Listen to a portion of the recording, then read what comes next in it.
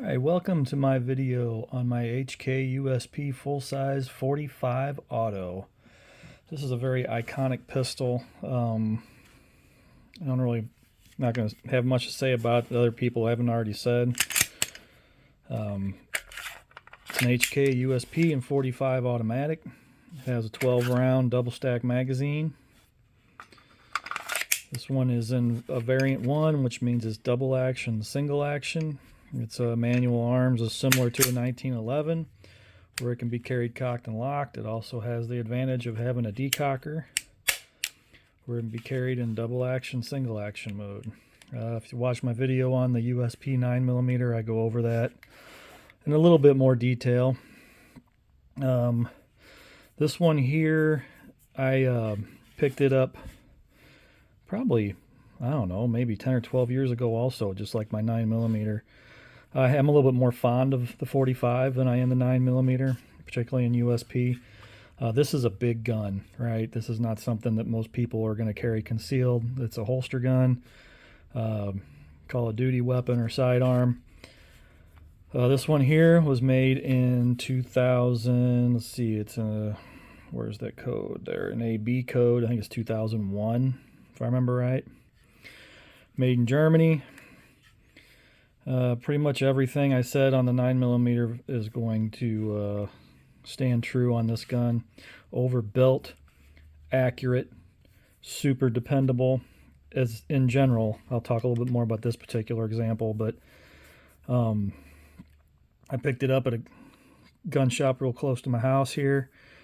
It's not a perfect gun. You can see it's got some funky finish loss on the slide here and on the slide stop, which made me believe it was left laying in something that took some finish off. Something wet, probably, a fluid of some type.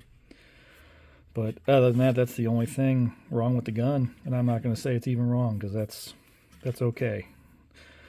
It's chambered in 45 auto, and you'll see a lot of videos on this particular model, USP. It is highly thought of by a lot of people. This would be on my short list of bug out guns, honestly. And it would be a very short list, and this one would be on it. Probably only 2 or 3 guns that I have, if I had to leave, would be going with me, and this would probably be the one. Maybe, possibly. You know, it's so hard to pick just one. They're like your kids. Anyway, like I said, I'm fresh off the video with the 9mm USP, but this one has all the same features. That they don't have a jet funnel extended deal for the 45s that I'm aware of. It's just a stock gun. Variant 1, decocker safety. I did add the ambidextrous safety because I am a lefty. Cold hammer forge, supposed cannon grade barrel material in that sucker right there. One thing I didn't mention on the 9mm video is the magazine release. On the HKs, they have this paddle release that is ambidextrous, and you push down on it to release the mag. Very positive release. I like it because being a lefty, most guns have the release as a push button over here. I'm used to using my index finger and my middle finger, which I can just as easily hit that with my index finger. I find using my thumb, I have to change my grip. This is a big gun and has a big grip. I mean, it fits good and everything, but I cannot reach that with my thumb without changing my grip. And I find that to be on the case with even 1911s. It's more comfortable for me to release it with my middle finger or whatever. That's one of the curses of being a lefty. You got to figure that crap out, right? So anyway, yeah, takedown on this is basically the same as the 9mm. Drop the mag. Ensure the gun's unloaded, obviously. And there's a little cutout right here on the slide. You're going to line it up with that part of the slide stop.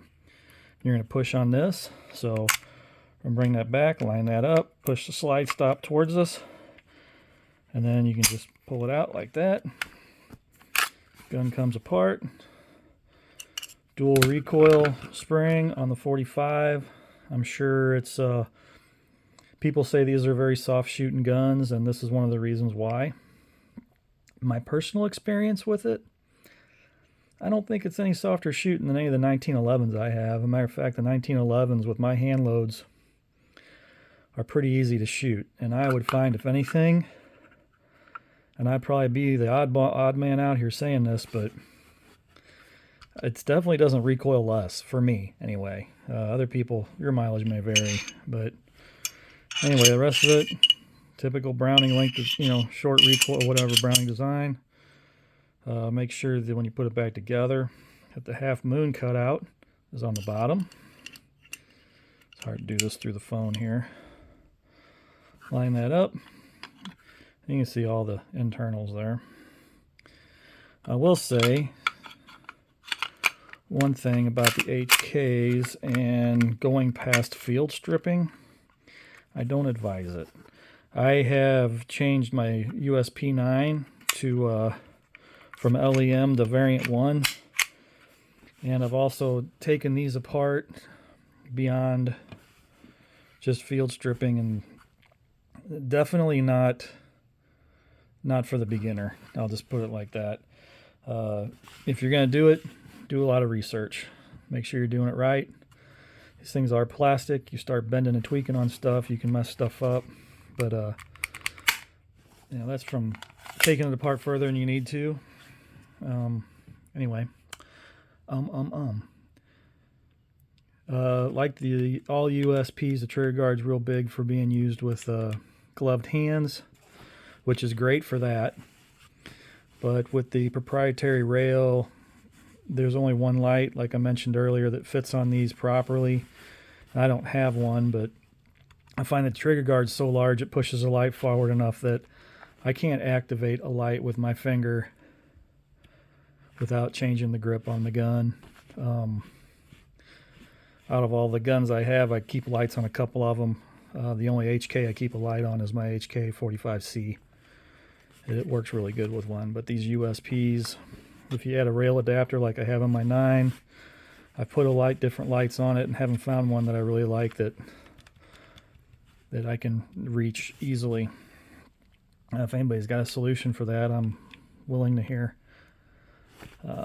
Anyway, that's this one here just has a standard HK white dot sights. These do have polygonal rifling, so thing I didn't mention in the other video, polygonal rifling on the HK handgun series. I don't know if all their models have it, but I know the USPs do, and the HK 45 and HK 45C do. I know that they say you're not supposed to fire lead through a polygonal barrel. I also know that in certain circumstances you can. I haven't personally through this one, but I have fired lead through my HK 45C, and they're my own cast bullets. No problem with those. For me, your mileage may vary. If you ever decide to do something like that, make sure you keep a close eye on the leading in the barrel. Every so many rounds to make sure you're not leading it up too bad. To me, that's if somebody was to ask me what I thought, I would say not recommend it, but I do it. I just keep an eye on it and haven't had any issue with it. Now, Glock, I've heard the leading into the rifling is a little sharper, and they let up a lot worse than the HKs do. I don't know that. I've never fired cast bullets through any of my Glocks. They're all 9s. I don't use cast bullets in my blocks, my Glocks. Anyway, that's pretty much that. I'm sure there'll be people argue with me on yes, you can, no, you can't, whatever. I'm just telling you what I've done, and it's definitely not condoning it for you. So, regular disclaimers apply. Anyway, if anybody has any questions or statements about it, please feel free to post them. I was going to talk about the reliability. So, I reload more 45 ACP, 45 auto than any other cartridge. 95%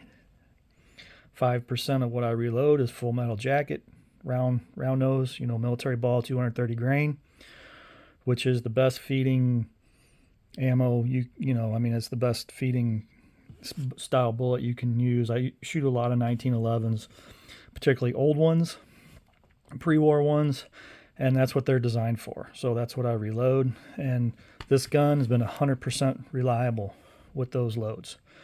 The only other non-lead loads that I shoot or reload are gold dots, 230 grain gold dots, and I use those because they have a close profile to the 230 grain full metal jackets, and they're very well known for their reliability and expanding. You know, they're one of the top tier bullets made right now, along with the Golden Sabers, HSTs, whatnot. I would say they're in the top 5 anyway, at least. The little bit that I've shot of my hand load gold dots through these, I've had 2 failures. Failure to feeds. Now that could just be my overall length is off, because this gun had never failed me before shooting those hollow points. And everything I know about the HK45 USP is that it does not fail, you know, so it's obviously my hand loads. And I know I'm kind of being a little facetious on that, but it probably is. I mean, you got to work through these issues when you're a hand loader, and the known reliability of this handgun, I'm sure I'm not going to condemn the gun because of something that I hand loaded. I'd be willing to bet if I bought some gold dots off the shelf that they would be 100% reliable. I need to check their overall length, maybe buy a box. I just loaded them to what the specifications were by Spear, and or I think it was on the Alliant website if I remember right. Anyway, yeah, 2 failures to feed out of maybe 2. I should be more specific. It could be out of 10,000 rounds. It's not. It's probably out of 2 or 3 mags. So, and it was just 1 round. You know, it wasn't a continuous, 2 in a row. I think it did it through 1 mag. Another mag was fine. Another mag had 1 failure. It could be my mags too. All my mags are older. I think I have 5 mags for this, and 1 is a Pro mag, which I can hear the laughing already. And the other are all HK mags, but they're all old mags that may need spring change outs and whatnot. And believe it or not, the Pro mag has been 100% reliable with this. I wouldn't use it in any other situation in the range, but the Pro mag has worked flawlessly with this particular gun, and I never had any failures with it. Other than that, yeah, like I said, if I needed to bug out, I'd be grabbing my ammo can of 230 grain full metal jacket, and this would probably be one of 2 or 3 guns that I would consider taking with me, because I think it's that great of a gun. As long as you're talking about a full-size pistol, I don't think you can beat it. I know there's more modern stuff on the market now that may be considered better, but this is a tried and true. I just think it's an awesome gun. Anyway, hope you enjoyed the video. Y'all have a good evening.